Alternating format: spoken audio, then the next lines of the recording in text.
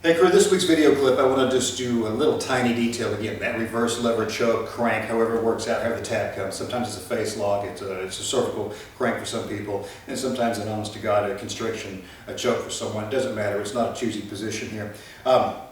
By this point, because I've been yakking about it for so much, we should know what I'm talking about. A few other details to help you tighten this thing up. We already know we're not grabbing the bicep, we're all the way down here in the forearm because of the little talk about leverage where we talk from here. This barely moves, we're in the forearm, getting all your motion in here. We're squeezing those elbows in tight. And again, also when you're hitting up, you make sure that palm's moving up or not moving it to the side. There's a tendency whenever you're doing the choke this way, you want to lean the hand in and you'll kind of stop your motion there. There's a tendency you want to start grabbing on someone's back thinking you're being tight, when actually what you've done is you stopped your motion by turning the hand over and taking it higher. This is the way to go.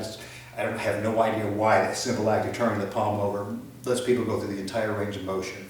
One other tiny tip that might help you out is to watch this wrist. At the same time we're moving up because we want to get maximum leverage here. Once I get all the way to the top end of it, then I'm going to give a little gooseneck pop upward with the wrist at the same time. So everything squeeze it in tight, palm up, using the hand on the forearm, and at the very end, pop up at the wrist. And again, as usual times, a thing when you're using with the wrist pop, make sure you're not pushing the other arm down.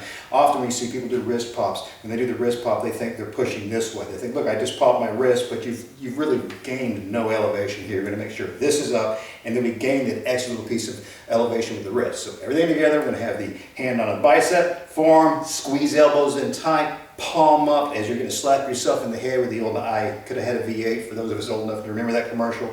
And last but not least, put that wrist pop in there. Put all those things together, sprawl on top of that arm, and that top arm should be good to go.